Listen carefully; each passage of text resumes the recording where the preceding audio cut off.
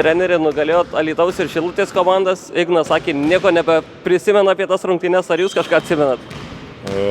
Praėjo kelias dienos, aišku, kad atsimenam, vis tiek darom analizę po rungtynių. Puikų savaitgalį turėjom, 2 pergalės. Gali pasirodyti, kad jos laimėtos lengvai, bet iš tikrųjų nebuvo lengva. Su Alytum 2 kėlinius vargom iš tikrųjų, netitaikėm gynybos, labai daug taškų prasileidom, paskui antroji pusė susitvarkėm, o su Šilutė 3 kėlinius dominavom, bet paskutinį kėlinį 34-19 pralošėm, tai nežinau, kas tai lėmė. Ar atsipalaidavimas, galimai sakyti ir kažkiek nuovargio yra, nes trūksta kelių žaidėjų. Jau ne pirmą kartą, jeigu neklystu, rungtynių pabaigoje, ar tai 4. kėlinyje varžovai priartėja.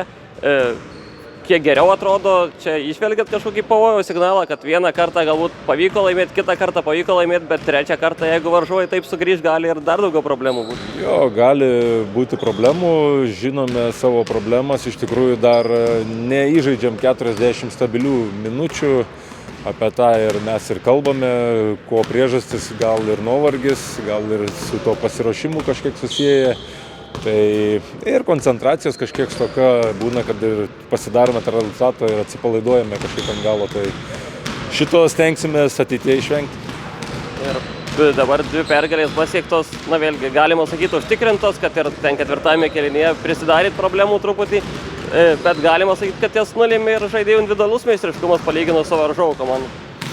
Nepasakyčiau, kad Šilutė labai silpna komanda, iš tikrųjų turi tų žaidėjų, dar Lekūnas traumuotas yra, tai gan didelius neblogus turi, iš tikrųjų yra ten kam žaisti. Jie manau, kad vėliau įsibėgės ir rodys gerą rezultatą, bet šiaip jo, turime mes individualiai stiprių žaidėjų, aišku, 2 Vylys ir Zigmantavičius nebuvo dar rungtynėse, tai gal kažkiek trūkome to aštrumo, bet kiti žmonės kompensavo juos ir gerai sutvarkė su užduotim.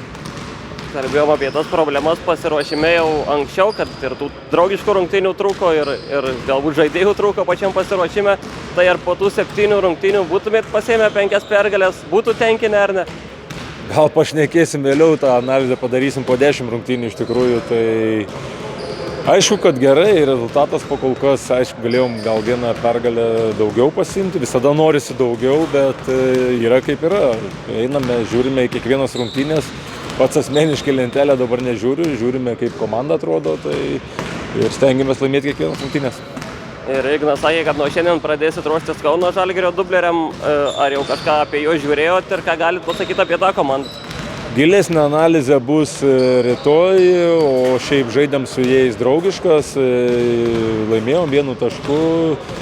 Nėra lengvas varžovas iš tikrųjų, kad ir daug jaunimo, bet perspektyviausias jaunimas Lietuvoje, tai jie daug fiziškumo, daug greičio, reikės šitus dalykus tvarkyti.